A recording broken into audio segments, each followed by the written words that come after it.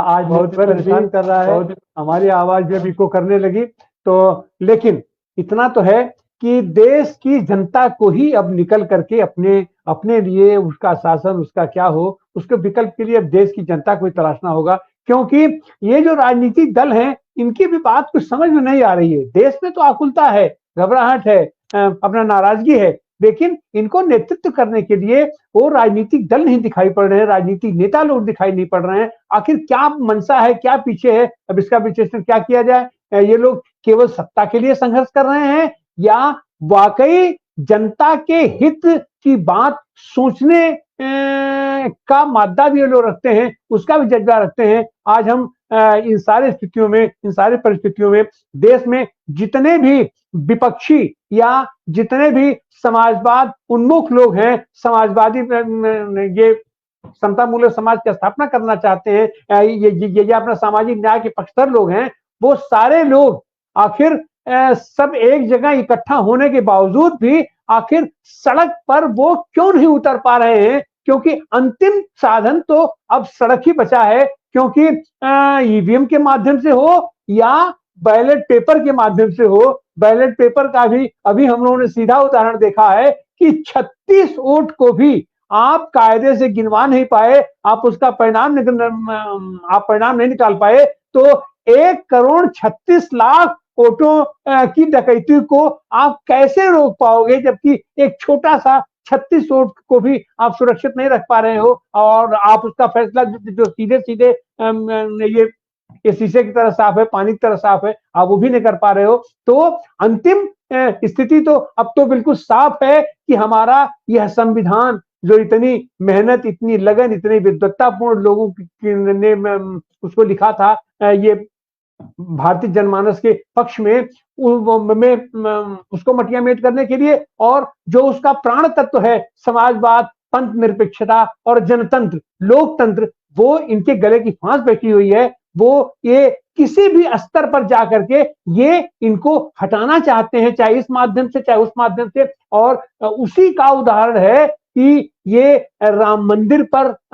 अभी अभी ये वो मोबिलाइज करना चाहते थे, अब चूंकि राम मंदिर की भी हवा निकल गई, तो अब ये आज की ताजी घटना है कि अपना बनारस में भी ये लोग वही हड़कंप करना चाहते हैं। और ये पूरा बनारस आज की तारीख में बारूद की ढेर पर बैठ गया है। और यही स्थिति ये लोग है कि राजनीतिक स्तर पर भी, धार्मिक स्तर पर भी, सामाजिक स्तर पर भी, हर तरीके से हर जगह ये लोग बारूद बिछाने की कोशिश कर रहे हैं। और उसी की कड़ी है झारखंड के मुख्यमंत्री और आदिवासियों के जनप्रिय नेता अपने हेमंत सोरेन की गिरफ्तारी। और उस गिरफ्तारी का लक्ष्य अब तो साफ दिखाई पड़ रहा है कि हमको अपने विधायकों को एक जगह रखने के लिए, क्योंकि उनकी भी डकैती पड़ जाए अपना। क्योंकि जब तत्काल विधायक दल का नेता चुन लिया गया और वहां जाकर के लोग वहां पर अपना परेड करने के लिए आमादा है, उसके बावजूद भी राज्यपाल अपना दरवाजा नहीं खोलता है, तो राज्यपाल का दरवाजा तोड़ करके शपथ लिया जाए? क्या किया जाए? आखिर इन संवैधानिक, और ये सरकार भारतीय जनता पार्टी यही चाहती है कि जनतंत्र की इतनी छीछा लेदर करा दी जाए कि जनता का आस्था ही इससे हट जाए। जिस तरीके से ये अयोध्या में राम मंदिर की प्राण प्रतिष्ठा में अपना जिस तरीके से इन्होंने छीछा लेदर करवाया, कि क्योंकि धार्मिक अनुष्ठान, हमारे यहाँ जो भी सनातनी लोग हैं वो जानते हैं धार्मिक अनुष्ठान कैसे होता है, उसकी क्या प्रक्रिया होती है, उसका पुजारी कैसा होना चाहिए, और उसके पुरुष की पूजन विधि क्या होनी चाहिए। तो वहां से, और वही स्थिति यह है कि राजनीतिक रूप से ये लोग जी ये भाई, और आप कुछ कहना चाह रहे हैं? अनम्यूट कर लीजिए, अनम्यूट कर लीजिए। जी मैं ये कहना चाह रहा था कि रोड पे जनता को आने से पहले हमको एक जो उम्मीद है वो न्यायपालिका से। तो मैं ये मानता हूँ, या मैं ये मैसेज हम देना चाहते हैं जनता के बीच में, या न्यायपालिका से हमको बहुत उम्मीद है कि सभी स्टेट्स की हाई कोर्ट और सुप्रीम कोर्ट